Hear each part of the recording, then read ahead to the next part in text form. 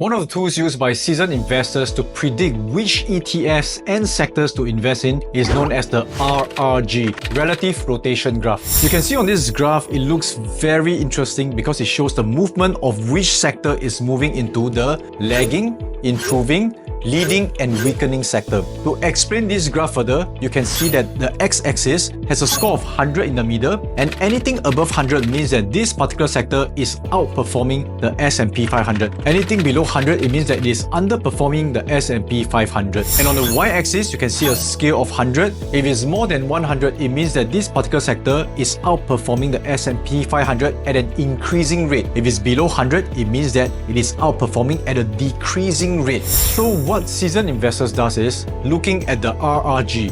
When a particular sector goes into the improving zone, which means that they are increasingly going to outperform S&P 500 but not yet, that's where we'll start to buy. And when they start to move into the leading zone and begin to drop, indicating signs that they are slowing down in terms of outperforming the S&P, we will start to hold and begin to sell. Once they are in the weakening zone, there's the time to get out of the sector, and when they are in the lagging zone, we'll wait and avoid in that sector. Using the energy sector as an example, you can see that this is what sector rotation looks like. A particular sector will typically goes into a leading zone to the weakening, lagging, improving and back into the leading. Each sector behaves slightly differently, and when we add them together, we can see which sector to look at right now. Looking at the nearest term, you can see this particular brown line, which indicates the technology sector is moving from the improving zone to the leading zone, indicating that they're going to outperform S&P 500 at an increasing rate. So it's a good time to shift our money there. At the same time, sectors to probably avoid is the communication service sector,